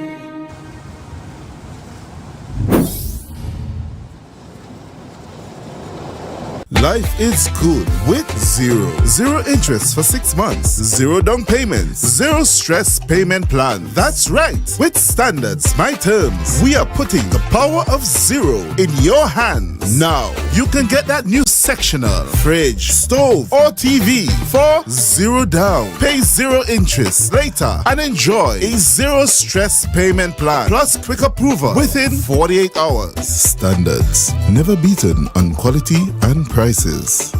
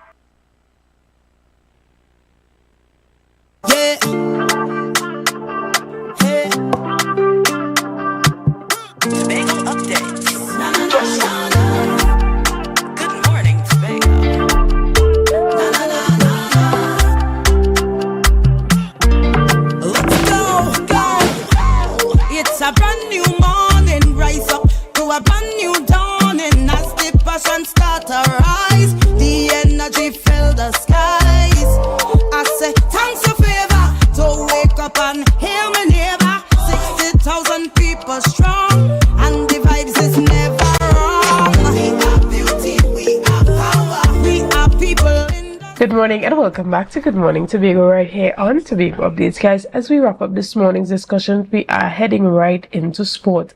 And this morning we're talking Kick It with Karen. Good morning, good morning, good morning, Karen. Good morning. How are you doing? Good morning.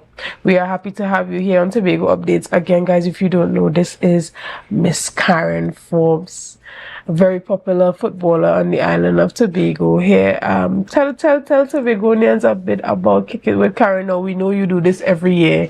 Yeah. We spoke about it last year. Tell us about the success of last year and what you're looking forward to this year. So last year we would have had 30 youth teams, which is a vast increase. Over the 2-day span, we would have had 58 teams, which we had 18 teams improvement from the previous year. And the tournament was really big. It was successful.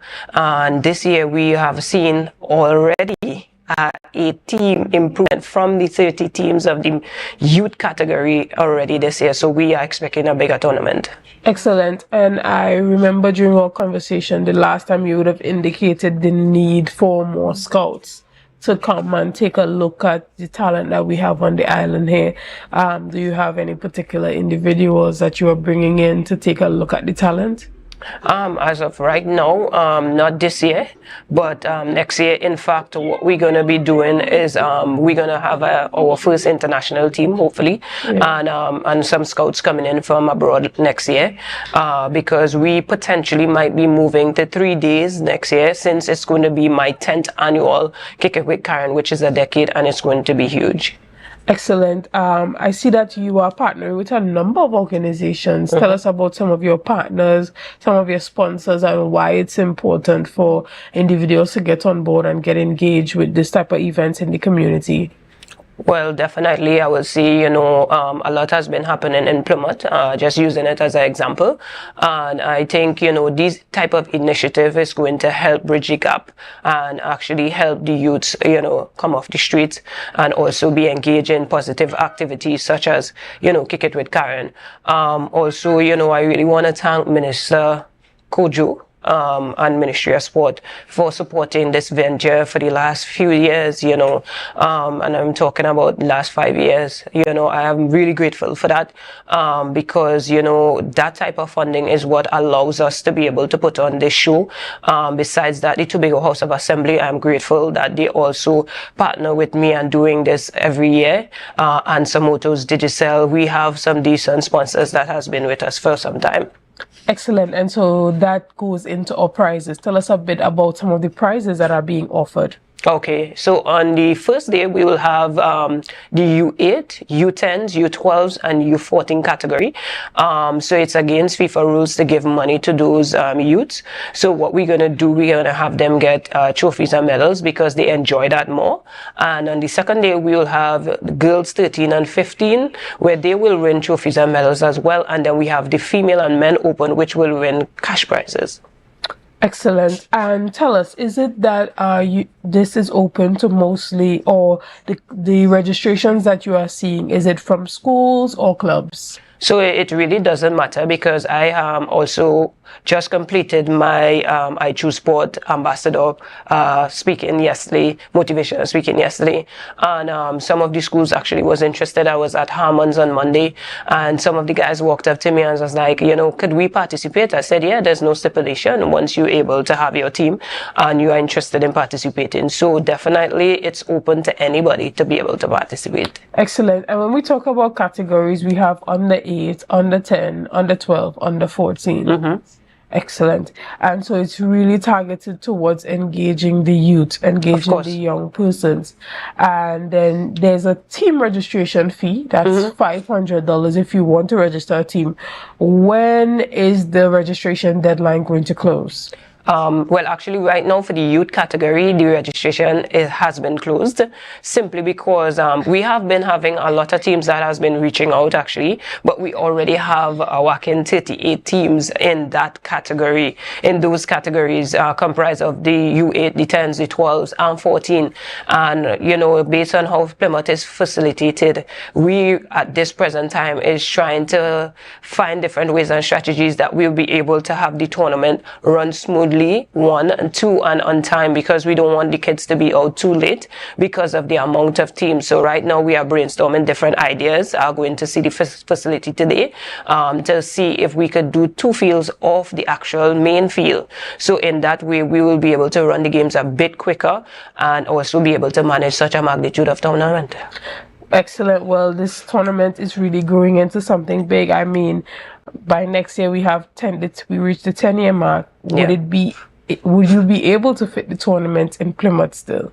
That's a great question. Actually, we are now peaking interest into the Dwight York Stadium because, again, you know, soliciting sponsorship, you want to be able to have a proper feel and stuff like that. Not saying that Plymouth isn't that of that caliber, but we want to be able to move the tournament at a different level, so we want better surfaces. So the Dwight York Stadium is actually ideal, and it's a seating facility that people will be able to sit and look on at their kids and also spectators. So definitely we are looking into Dwight York Stadium. And of course, you know, having our first international team engaging us this year, and we told them, here, what, next year, we definitely want them to have a great experience and a good pitch to play on. Excellent. And I'm assuming that when you started, it was about having an impact in your community, and now you realize that this is actually impacting the entire island. So as you expand, you are engaging not just individuals from the Plymouth area or showcasing Plymouth, but being able to showcase the entire island of Tobago. Now, for you, why is it important for you to continue to have this event, and what are some of your plans for the future? Because you already said moving to a bigger venue, engaging international teams as well as scouts. What are some of the ideas that you might have for the future? One of the things that I said yesterday in my interview in Signal Hill, actually, I was very grateful to be back there because Signal Hill was the school that I attended. One of the things that I did say is that, you know, regardless of what, I have to ensure that I do the necessaries to move this tournament to another level. And I'm really grateful to be able to be an example to others and to the young generation upcoming. So what I'm doing here is just really to help, you know, people to see that, you know, there's hope there, right? And there's something to look forward to on a yearly basis. So that's the answer to that question. And then the second question that you asked, the future plans. My hope is not to move it out of Plymouth because the villagers really do enjoy that and getting to see, you know, some of the big names like Karen Cummins, Ballpest, better known as Ballpest, Tyrone Charles. They play in the TT Pro League and would have represented the country, and hopefully Sheldon Batu will be one of them. I think they'll look forward to that, and I'm still going to find a way, even if after the 10th year, to still see if I could be able to have something still in Plymouth that, you know, the villagers able to look forward to. So continuing on the future plans, I would definitely like to Kick It with Karen into my own league, that, you know, again, not only one-day competitions that we're able to look forward to, but also league competition as well. Oh, that sounds excellent to me. And recently we saw, even with the national players in Trinidad, we had some of our stars come back and play in a big game. I mean, so even having stuff like that in Tobago is interesting. When we see all the Tobago past football stars come out and play similar to what we see at the Capture the Flag, I think that can also be held in Plymouth while the tournament continues to grow. But for you, you said that the Ministry of Sport has continued to give that support to you over the years that has allowed you to grow in that way. And thank you to the Minister, Shamfo Kojo. Now we have a new secretary in the Division of Community Development. Tell us about, you know, the engagement with them, and have you reached out to them to get their support and their potential partnership? Definitely. Well, in conversing with the Tobago House of Assembly, I have been dealing mostly with Wayne Clark, and, you know, I just really want to commend him because he has been receptive. And one thing that I'm really grateful for, that whether the office change or not, I have been receiving my trophies and medals from the division, and I'm really grateful for that, and I really want to thank Wayne for coming through on that part, because the new director wasn't placed yet, so I haven't had any kind of experiences with him, but I'm grateful that I was able to get that experience with Wayne, and he also will attend the tournament along with Minister Kojo as well. I just really want to thank the ministry, because to put on something like this, it requires a large amount of collateral, and being able to have the funding to be able to do that, and also allow villagers and other people to be able to make something on the day by rendering their services is always great. And we also will be moving into the future of making partnership with UE and UTT to be able to do internships, so we have the quality of the people with different degrees, such as sports management, advertising, marketing, so we continue to bring the quality in Kikitwe Karen. Excellent. And also, when we talk about some of the referees, are you trying to get some of the referees to come out of UTT, persons who would have done the courses and stuff like that? Definitely. We will have 4 FIFA referees from Trinidad, and we will have 4 referees from Tobago. I'm all for equality, and, being able to have this type of blend, it helps, the referees to be able to mesh and kind of grow together and work together, because I always believe in Trinidad and Tobago, and we have some organizers that want to be coming up from Trinidad as well that work closely with me, and I am really grateful and looking forward to see how they do with this magnitude of tournament. All right. And I'm guessing you started this off as an individual initiative, but you are almost at 10 years and it has grown now into something I guess you couldn't even imagine when you started. So how were you able to smoothly transition from an individual initiative to bringing a team on board to get it done? Absolutely. I just want to say that it has been a journey. I think this year has been one of my most challenging journey in terms of getting over hurdles, but I believe because of the magnitude of the tournament, and as you continue to progress, there's always issues and things that you will have to be able to propel over. And this year marks the most challenging year for me, but I'm able to still come out with no scratches, and I'm grateful for that.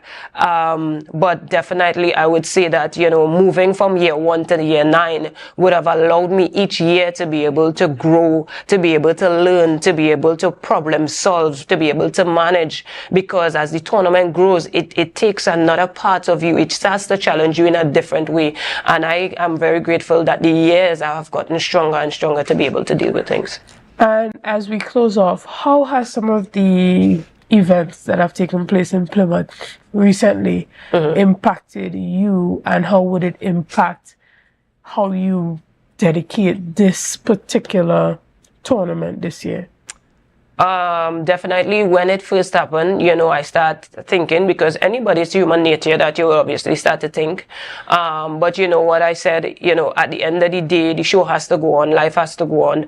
And, by doing this type of initiative is going to help, people to get more involved into the positivity that actually comes out of the village. Because I do believe that there are still positive that could come out of Plymouth, and this is one of the events that are being kept there, and I think this will help now, helping to bridge the gap with some of the stuff that is going on in Plymouth. Excellent. So encourage Tobagonians to come out and be a part as we close off this morning. Go ahead. Let them know. Okay. So Kikitwe Karen will be happening the 1st and 2nd of June, this upcoming weekend. I know it's a holiday, it's a long weekend, so come out and support. Let us rally together, come enjoy food, fun, and football. Excellent. And again, we want to thank you, Ms. Forbes, for coming on and for continuing to put on this event. Guys, we want to thank you for joining us this morning. Thank you for your likes, your shares, and your comments. And thank you for making Tobago Updates the #1 broadcaster here on the island of Tobago. Guys, have a great weekend and see you soon. The energy fill the skies. I say thanks a favor to wake up and hear me neighbor. 60,000 people strong and divide.